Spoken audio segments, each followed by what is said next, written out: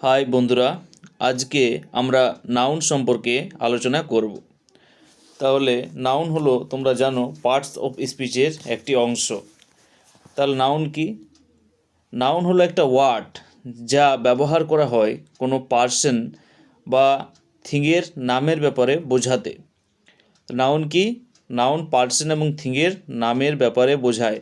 অর্থাৎ আমরা চারপাশে যা কিছু দেখতে পাই, তোমরা লক্ষ্য করে দেখবে সব কিছু কিন্তু পার্সন এবং থিং এগুলি ছাড়া হতে পারে না, বা প্লেস এগুলি ছাড়া কিন্তু কোনো কিছু হতে পারে না। আমাদের যেগুলি দেখা, চারপাশে আমরা যেগুলি দেখতে পাই সেগুলি হলো পার্সন বা থিং।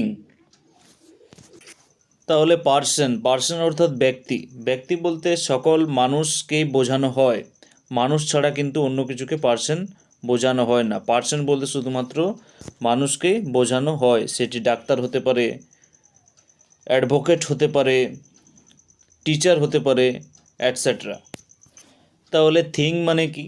থিং মানে এটাই যে পার্সন বা ব্যক্তি বাদ দিয়ে আমাদের পৃথিবীতে আমরা যা কিছু দেখতে পাই সেগুলিকে আমরা থিং বলবো। থিং বলতে আমরা পার্সন বাদ দিয়ে যা কিছু রয়েছে সেগুলিকে আমরা থিং বলবো। যেমন কাউ, ডগ, টেবিল, এটসেট্রা। নাউনকে 5 ভাগে ভাগ করা হয়। সেগুলি কি কি? সেগুলি হলো প্রপার, কমন, কালেকটিভ, ম্যাটেরিয়াল এবং অ্যাবস্ট্রাক্ট। তো আমরা এই ভিডিওতে মূলত কমন নাউন এবং প্রপার নাউন নিয়ে আলোচনা করব। তাহলে প্রপার নাউনটা কি? প্রপার নাউন হলো পার্সন বা থিংকে পার্টিকুলারভাবে যদি নাম ধরে ডাকা হয় তাহলে সেটিকে আমরা প্রপার নাউন বলি।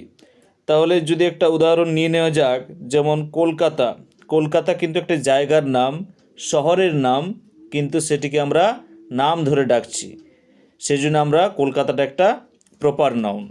সেরকম যদি আমরা কোনো পার্সনের নাম নিয়ে নিই, যেমন অমল নিলাম আমি, তাহলে অমলটা কি? কোনো পার্সনের নাম ধরে ডাকা হচ্ছে, তাই সেটি কি? Proper noun. Common noun.